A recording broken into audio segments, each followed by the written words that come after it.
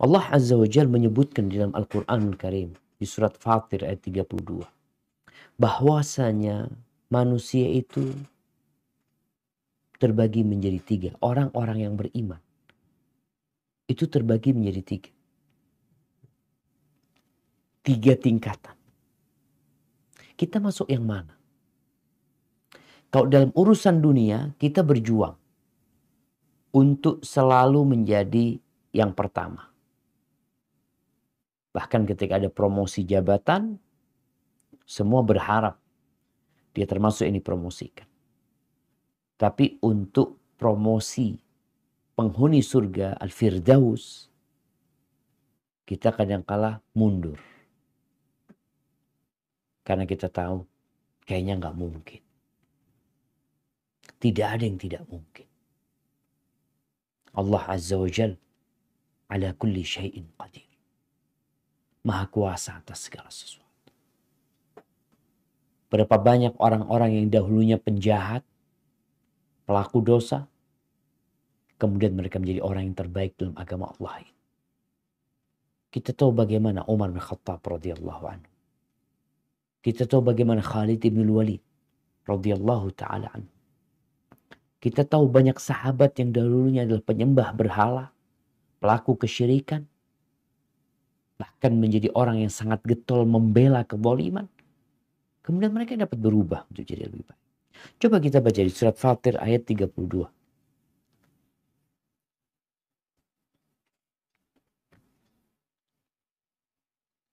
A'udzu billahi minasyaitonir rajim. ثم أورثنا الكتاب الذي اصطفينا من Alladzina. أحسن الله إليكم.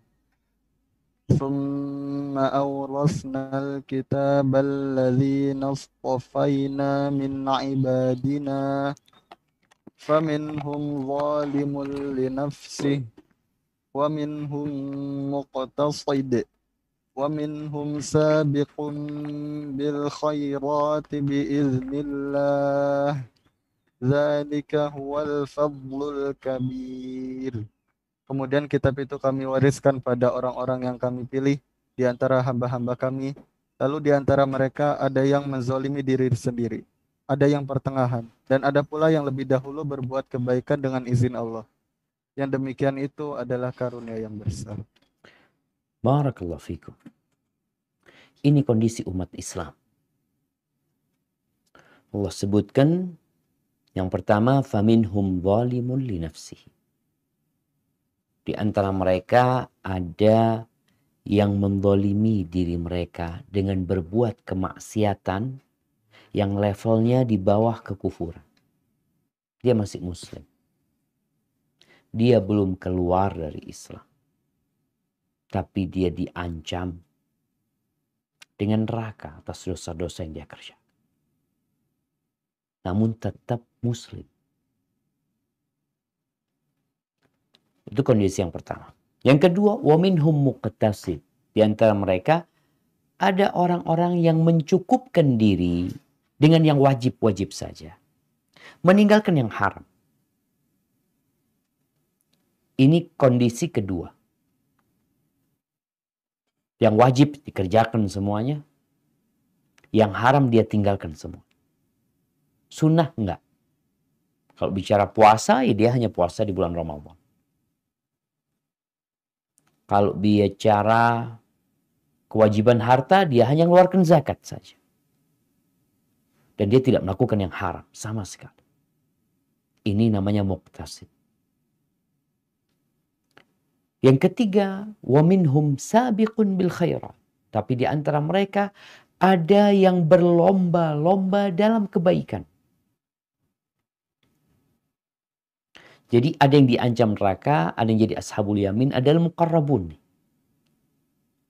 Mereka yang berlomba-lomba dalam kebaikan. Di mana yang wajib dia kerjakan. Kemudian dia menambahkan dengan yang sunnah.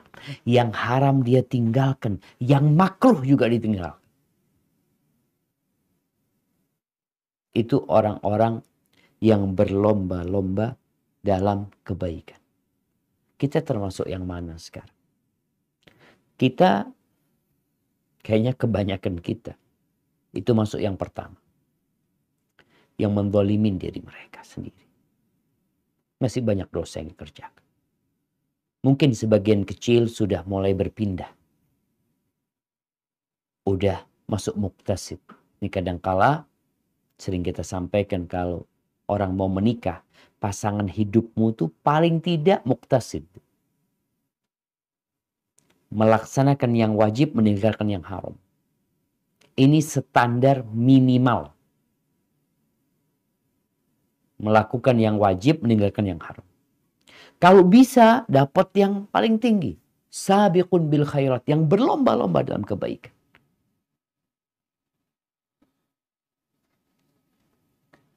Dan kita perlu berjuang. Artinya ketika Allah menjelaskan hal ini, jangan sampai kita berpangku tangan melihat kok kayaknya ana sudah ditakdirkan jadi yang zalimun li nafsi. Kita lihat bagaimana para sahabat Nabi berlomba-lomba dalam kebaikan. Iya, mereka tahu siapa Abu Bakar. Mereka tahu siapa Umar. Mereka mengetahui, memahami siapa Utsman bin Affan yang bersedekah dengan hartanya. Mereka tahu dengan Ali bin Abi Thalib. Tapi itu tidak membuat mereka akhirnya putus asa untuk berlomba-lomba dalam kebaikan. Kita tahu bagaimana para sahabat Nabi datang menjumpai Rasul sallallahu alaihi wasallam ketika melihat ada sekelompok dari umat Islam yang berlomba-lomba dalam kebaikan. Orang-orang Ansor. Sampai-sampai mereka mengatakan dhahaba ahlud duthur bil ujur. Itu orang-orang yang kaya diborong semua pahala sama mereka. Kenapa? Yusalluna kama nusalli. Ini kalau bicara sholat, mereka sholat seperti kita sholat. Ini ibadah badan. Mampu kita lakukan itu. Yasumuna kama nasum. Mereka puasa, kita juga bisa puasa. Tapi yang tidak bisa kita lakukan, mereka itu wa yatasaddaquna bifuduli amwalihim.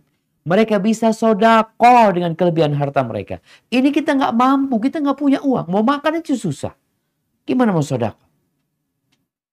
Lalu sama Nabi SAW dikasih amalan nih. Para sahabat yang miskin-miskin kasih amalan. Setiap selesai sholat suruh berzikir. Membaca Alhamdulillah. Membaca Subhanallah, Alhamdulillah, Allahu Akbar. 33 kali, 33 kali, 33 kali. Tutup dengan la ilaha illallah wahdahu la syarika lahul mulku wa lahul hamdu wa huwa ala kulli syai'in qadir. Atau Allahu Akbar yang 34 kali. Kalau kalian melakukan itu, kalian seimbang sama mereka. Semangat para sahabat diamalkan. Apakah orang-orang Ansor yang sudah banyak sedekah dengan harta mereka, lalu mereka udahlah ana cukup pahalanya? Tidak. Mereka ikut mengamalkan apa yang diamalkan oleh sahabat-sahabat muhajirin yang miskin. Ini amalan buat semua umat, kata mereka. Kita juga ingin dapat pahala. Mereka berlomba-lomba dalam kebaikan. Maka yang kaya pun jangan hanya berpikir, ya udah ana beramal dengan harta ana. Puasa enggak, puasa sunnah enggak, sholat sunnah enggak. Ana yang penting banyak sedekah. Nah bagus, tapi engkau tetap berlomba-lomba dalam kebaikan. Itu yang perlu kita pikirkan karena surga Allah itu jamaah. Ya Allah, luasnya seluas langit dan bumi ini. Dan kita sudah mendengarkan uraian dari Allah Azza wa Jal, penjelasan dari Nabi Muhammad SAW. Ada surga yang semua isinya perak. Semuanya perak. Ada surga semua isinya emas. Tangkai-tangkai pohonnya, daun pintunya, ranjangnya, kursinya, gelasnya, garpunya, sendoknya. Semuanya emas. Gak kebayang kita untuk berlomba-lomba ke sana. Hadza wallahu a'lam bishawab.